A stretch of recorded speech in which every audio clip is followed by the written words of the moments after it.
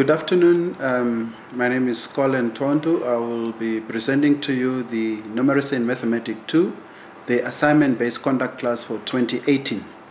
Now, first of all, I want to welcome you all to Numeracy in Mathematics 2 for 2018. I'm your tutor for NM22, and I will mark your assignment for this subject. In this presentation, I will not focus on details, but I will not go into all the details, but I will focus more on the important things and concepts and ideas on how you should complete your assignment, how you should discuss the various topics in your assignment. This will be a general guideline that I want everyone to keep in mind when doing your assignment. Now let's look at the subject overview. The very first thing I want you to understand is that we're going to talk a bit about calculation using expanded notation, estimation, without using a calculator. So in other words, there are some calculations that you will be required to do in your assignment, but you should not use a calculator. We will know when you have used a calculator, and we will know when you did not use a calculator, because we need to see all your work, how you did the whole work up to your answer, how you did it to come to that answer. When we say without a calculator, so we need to see how you calculated it up to the point where you come to the answer. And then answer questions derived from tables and graphs. So in other words, you have been given either a graph or you have been given a table, and now they are asking questions based on that graph or on that table. You should be able to answer those questions, and most importantly, you should learn how to transfer that to the student. The learners need to know, you as a teacher need to know how to convert that information to the student, so that the student can be able to understand graphs or tables or whatever you are asking. Calculation of fractions and word problem. We're going to talk a bit about when you have a word problem, and in the word problem there is fractions that you need to, for example, we say a third of the people did this, and how many are left, and so on and so on. So we're going to discuss more about that. Converting fractions to decimals and calculating percentages of something, very important. We're going to talk about the one converting decimals and fractions and converting one value to another. In other words, you are converting, for example, millimeters to meters, kilometers to meters, and stuff like that. And then we are talking about calculating profit gain and profit lost. Very important. You need to know how to calculate the profit gain and profit lost. And then calculating time, areas, and volume, which is very critical. Now let's start with the issue of extracting information from a graph or a table. Say, for example, we have been given this table, and this table shows the color of cars passing roadblock in 1 hour. For example, you are a police officer. Now you are at the roadblock, and this is the cars that are passing in 1 hour. There were 9 green cars, there were white 22, white were 22, yellow were 12, blue were 9, gray were 28, and black were 4. That's the number of cars that you observe passing the roadblock. Now then there is questions that follow on this graph. Now you as a teacher, you must be able to construct questions on this graph, or you must be able to answer the questions, because in your classroom you need to sit and teach this graph to the learners. So you can ask any question on this graph. You can ask the student, how many green cars passed there, how many yellow cars passed there, or you can say how many cars were blue and gray or black and white, and so on. So there are so many questions. So let's look at some of the questions that you could ask.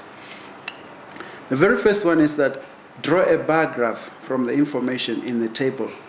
In other words, you have to draw a bar graph, and this bar graph must consist of that information that is in the table.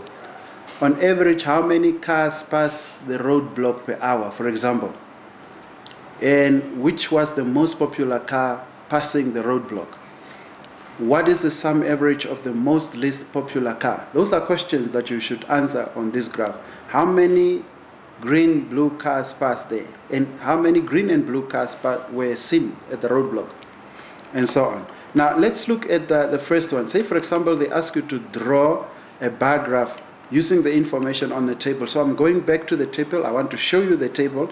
Now if you have to draw a bar graph, for example, you are going to have your y and x axis, and then you know that the highest value in this graph here is 28. So you can go like 5, 10, 15, 20, 25, 30. That's your values going upwards. Now here you can have your colors here, the different colors here, but you must make sure that you measure these things with your ruler because they must have equal size. Say for example the green one, so you need to label it. Say for example that is 5, that is 10, that is 15, that is 20, 21, no, not 21, 25, and 30. Now here we have the green one. The green one is 9 cars that pass through the roadblock. So 9 will be somewhere there, just near to 10. So you can draw your bar graph there for green. That is your green. And then you go to white, and white is 22. So 22 will be somewhere just above 20 here. Then you draw dotted lines there until you come to that side, and then you have your graph there. So that is how you go on. For example, the next one is 12, yellow. So this one we say is the white one. And then the yellow, we're going to put the yellow here. They were 12. So 12 will be just somewhere above 10 there. That's where you have your 12. So you draw your bar graph like that for the yellow, and you continue on and on and on until you come to the last one. So the very important thing that you need to do is you need to calibrate your graph, and then you put your colors here, and then you draw the length according to these graphs here. So what was the second question? Was saying on average how many cars pass the roadblock per hour? So how do you answer that one? You go back to the graph again, and then you say what you need to do is you need to add all the cars together. So there are 9 plus 22 plus 12 plus 9 plus 28 plus 4, and that is equal to, so you need to add all this together. So when you add them together is 9 plus 22 plus 12 plus 9 plus 28 plus 4. You get an answer of 84. So your answer here is 84. So if you have 84, now you have to find the average. How do we find the average? You need to count how many different colors of cars were there. So it's 1, 2, 3, 4, 5, 6. So there were 6 different cars there. So in other words, you need to divide this 84, you divide it by 6. In other words, if you divide it by 6, you get an answer of 14. So on average, there are 14 cars that will pass a roadblock. That is your final answer, what they're asking there, question number 2, because on average, how many cars pass the roadblock per hour? 14 will be your answer. Which was the most popular car? Color car passing the roadblock. So for that, you go back to the table and you see which one is the most popular, and that is gray, which is having 28 cars. They are the most popular, the most cars that pass there. Now the next question is saying, what is the sum average of most and least popular car? So what is the sum average of the most and least popular car? The most popular car is 28, and the least popular is 4. So this gives you an answer of 32. Now this 32, you divide it by 2 because this group and that group, you are trying to find the average. So when you have to find the average, your answer will be 16. And that is your average. So when you go to the next question, how many green and blue cars were seen? So you just simply go to the graph and you count the number of blue and you add it to the green, and then you have your answer. Now let's go over to expanded notation. Now this is very important that you understand expanded notation, because there are questions that are coming in terms of expanded notation. Say for example we have this number 4,981 plus 15,807. You have to add this showing your expanded notation. What do you do? What you do is you take your 4,000 and the 4 and you write it as 4,000. The 9 you will write it in hundreds, which is 900. The 8 you write it in tenth, which is 80. And the 1 you write it in as 1 because the unit is at the unit 1. And then for the 15,000, for 15,807, you write your 1 as 10,000, your 5 as 5,000, your 8 as 800, and the 0 you don't need to add it because it's just 0, although it's supposed to be 10, and then the 7. When you add all those ones, you will see that the best way to do it is to group things that are similar. For example, we have 4,000 there and we have 5,000. Those are the thousands that we have, so we put them together.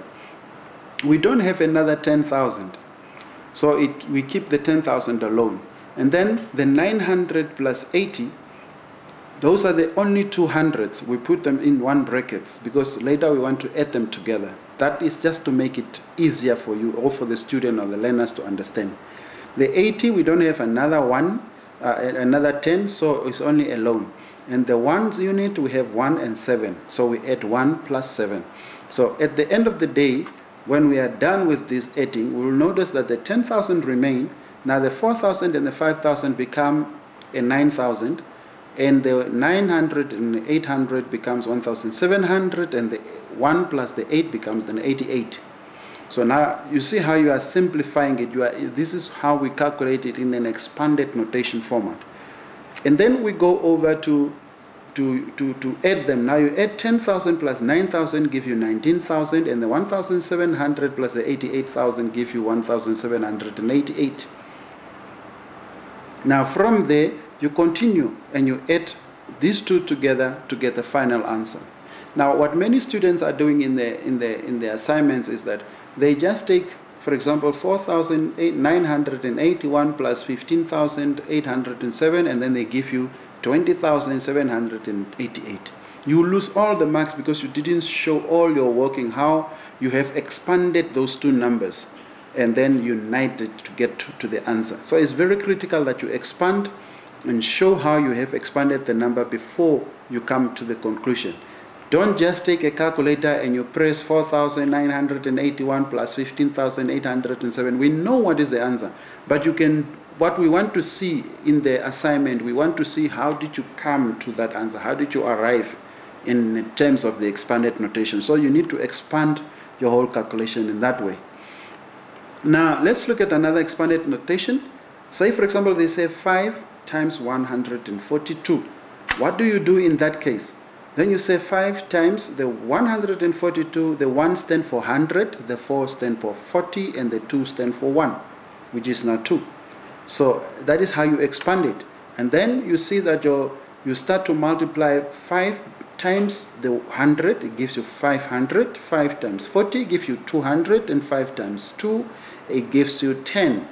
So the 10 that you get there, now you can see that you have two numbers that are hundreds, which is 500 and 200. So you add those ones together and plus 10, and they give you 710. So we want to see how you expand that, not just writing 710. We need to see how you expand and how did you arrive to those other numbers and to the final number. Order of comparison, very, very important. We always discuss this. There are always this thing of you have two numbers. Now I want you to use this equal sign or greater than or less than for you to show them which number is greater than the other one. Sometimes these numbers are decimal numbers, 0.55 and 0.1 or something. Sometimes they are fractions. Sometimes they are percentages. Sometimes they are any other type of number, but you need to know what they are asking is, are they equal, or is one bigger than the other, or is one smaller than the other?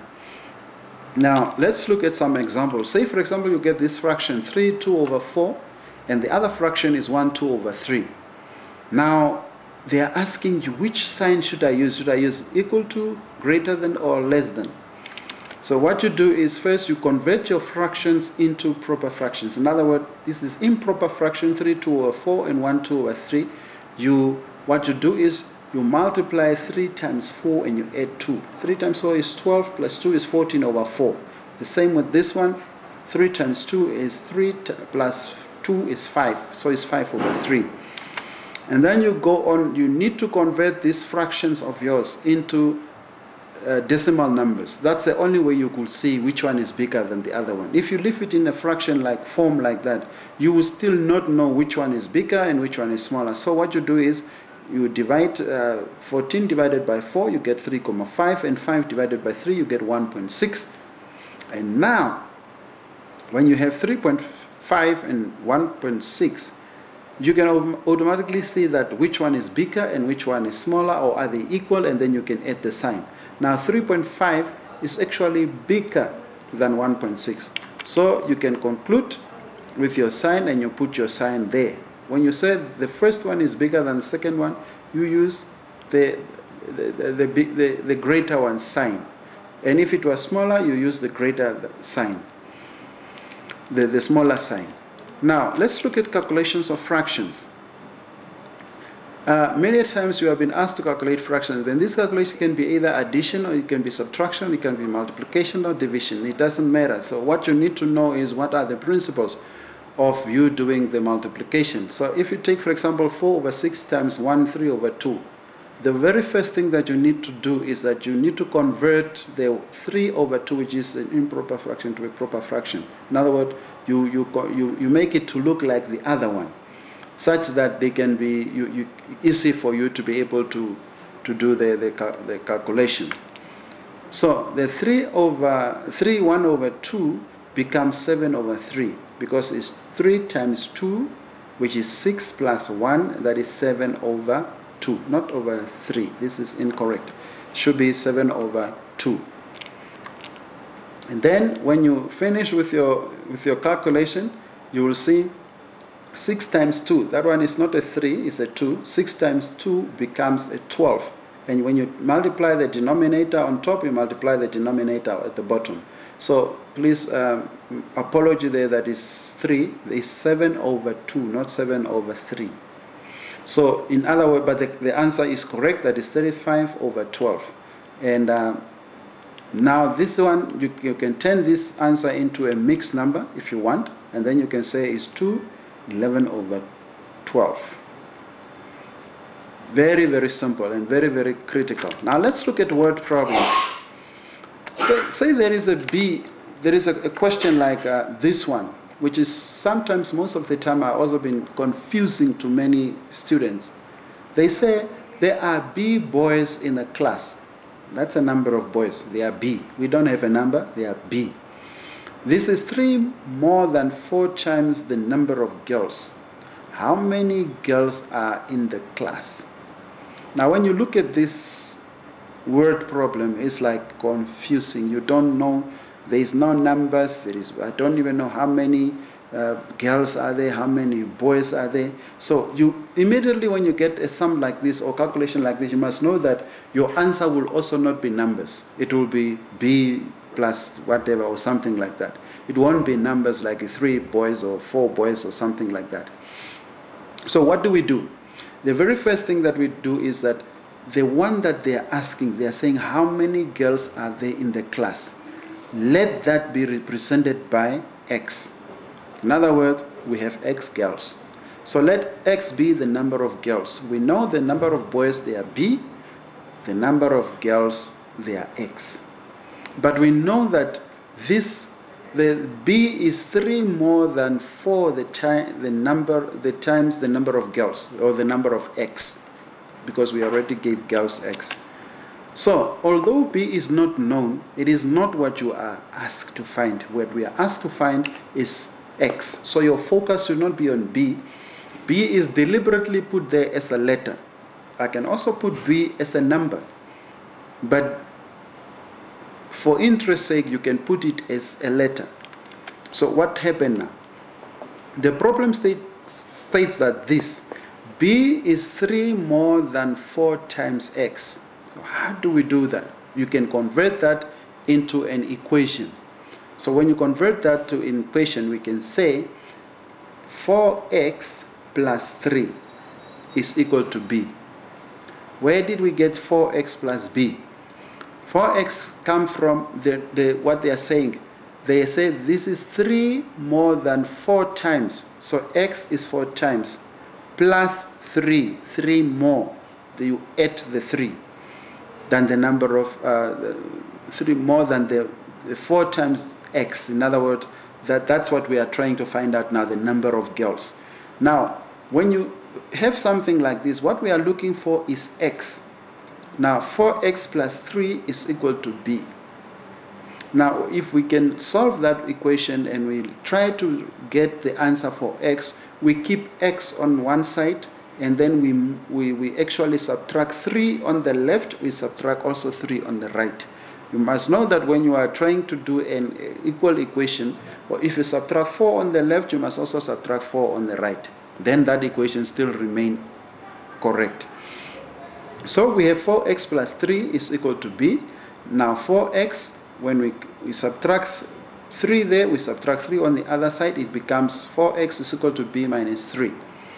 So for us to find x, or the value of x, which is now what we are asked, how many girls in the class.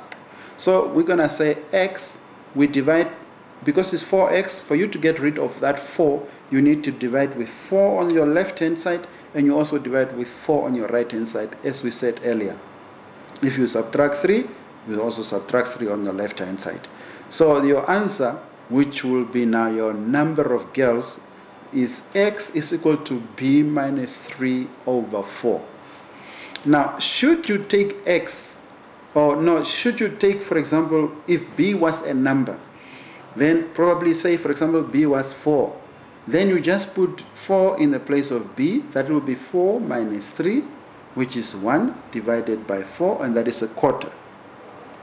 And that will be your final answer.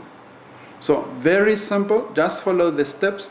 First one is that you make that what they are asking for, make it x, and then write an equation on what they say, and then you can find your answer. Now, converting from value to one value to another.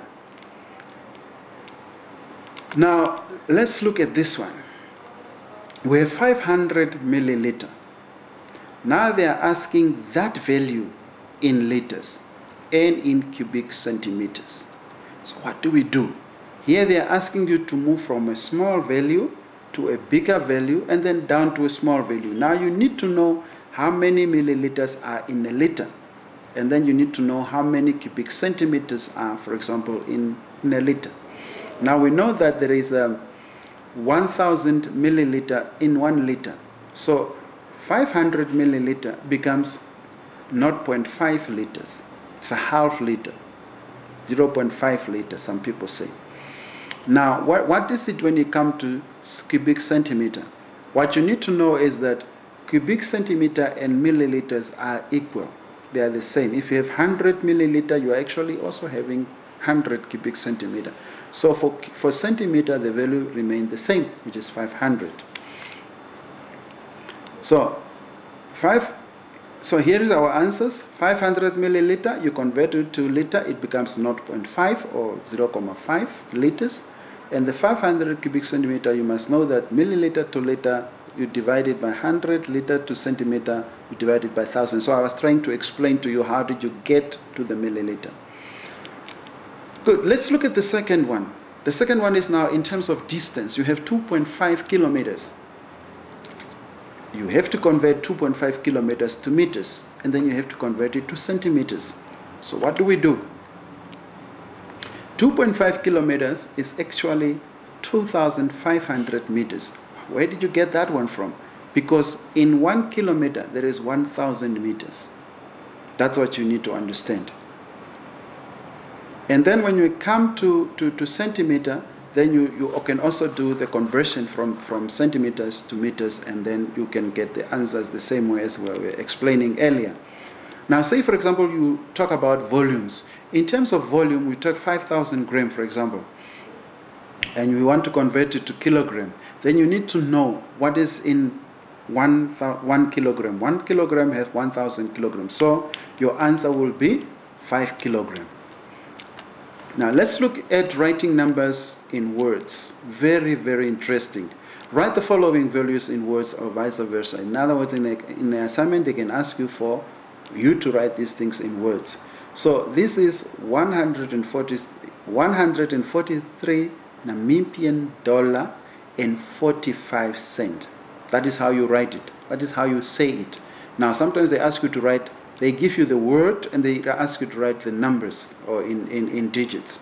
Or sometimes they give you in digits and you need to write it in words. Now 43 centimeters, you guys just write it 43 cubic centimeter, because this is cubic centimeter because there is a 3 on top there. And then the other one is 500 Namibian dollars. Don't mind the commas after the zeros after the comma. They are just there in terms if there was cents or so. Now let's look at profit loss and profit loss calculation. Say for example there is this one that says Sarah bought a dress of 500 and sold it for 15% profit. At what price did she sell the dress? So we don't know the price. We want to know the price. So what we do is we take 500 multiplied by 15%, and that is equal to 75. So in other words, what she did is the selling price is 500 that she bought, and she make a profit of 75. So you add the two together, you have 575. Explain how you will use the concept of play money to teach learners cost price and profit lost. This is very important that in your classroom you need to do some practical activities. So say for example now what they're asking you as a teacher, how will you use play money to teach the concept of cost price and profit loss and so on. What you can do is that you can explain. Here we want you to explain how will you do it. So you can say that I will create play money, and then I will give learners some play stuff that they can use as selling. One will play the selling part, the others will have the money and they will buy. And you want to see how this one selling, how is he going to do the calculation, how is he going to give the change, for example, how is he going to see the price and then calculate the price. And for the money that is given, it's just that you don't use real money, you use paper money that you just draw. This is a $10, this is a $20, this is $100 and so on. And then the idea here is to see whether the one who's selling can be able to give the correct change, and also for the one that is buying to be able to know that he or she is not robbed, he got the correct change from the item that he bought. Now let's look at the time display. Sometimes they ask you to draw a clock showing the time. For example, the first time there is 15. We have 3 times there that we have given. So this is very important that you must know how to draw time, for example. I'll quickly draw those 2. So say for example they are asking you the first one, which is 17:15. So the first thing that you need to do, you need to draw a clock, and then you need to make those 4 marks so that you can see this one represents 12 o'clock and so on and so on. And then in between each one of them you make 2. Then you are done. We know this is 6 o'clock, so this is 1, 2, 3, 4, 5, 6, 7, 8, 9, 10, 11, and 12. So that is what you are going to do. This is your clock. Now the small one is only showing the time, and that is 17. In other words, it's somewhere there around 5. But you must know that if this is your sender, here is 5 o'clock. You are not, and this is 15 past 5 o'clock. So in other words, the long one will be somewhere there, but the short one will not be straight at 5 because it will be a bit after 5. So it will be somewhere there. This is very critical, especially this distance. That's where you lose or get your mark. Very, very critical that you need to know how to draw these things. Now the other one, for example, is 12 o'clock. So you do that, those 4. You put 2, you put 2, you put 2, you put 2, and then you get your 0 there. And this is 12 o'clock. So the small one is straight on 12, and the long one is also straight on 12. Very simple, and you can draw it like that. And then the others continue. The next one will also look the same. It's just that this one is during the day, the other one is during the night. But for a clock, you don't see whether it doesn't show. Now for the other ones that are down there, is that you are supposed to write it in analog. In other words, you should write them the way they have been written previously. Let's look at the one for New York. When you look there, New York, they are saying is somewhere around 14 minutes or no 13 minutes to 4. So what you can say there is that you know that to 4 it means that your say for example is during the day or during the afternoon. So your 4 will be 16, and then there are 14 minutes, that means that is 47 somewhere there, 47 or 46 there. That is your time for the first clock, and it continues like that, and you can use the others also, and just to write it in analog. That's what they are asking. That's what they are saying. Look at the following clock time and write the time out. Now, calculation of the following times, this is very important. The very first thing is that say for example you have 2 days 14 hours, 13 hours plus 0 days 5 hours, 4 days 8 hours. What you need to do is you need to put the days in one, you group them in one, and then the hours in one. Then you can add your hours. When you add your hours, is 2 plus 0 plus 4 is 6, and then the other 13 plus 5 plus 8 is 26, and that is 6 days plus 26 hours. Now notice that 26 hours goes to beyond 24, so you can still convert that one to a day, and it becomes 7 days plus 2 hours. And that is your final answer. The other one, also similar, 3 hours, 15 minutes times 3. What you need to do is you multiply 3 by 3 hours, you get 9, 15 times 3, you get 45 minutes. And that is your answer. Now let's go to the area calculation. Calculate the area of a rectangle with the width of 4 meters and a height of 30 centimeters, for example. Now what you need to know here is the formula. You need to write your formula out, width times height, and that is your width is 6 meters and your height is 3 centimeters, and that is 18 meters square, according to your words. Now the final words from my side. Please start doing your assignments on time as early as possible. Stop doing the assignment the last minute and you are rushing and you are calling in and so on. Please call me between 7 and 8 during weekdays, and that is my telephone number. Read the assignment carefully, especially the question, what is it that you are being asked. So if you have a problem, you can call me only during that time, 5 to 8. That's the time that you can call me, because the other time I will be busy.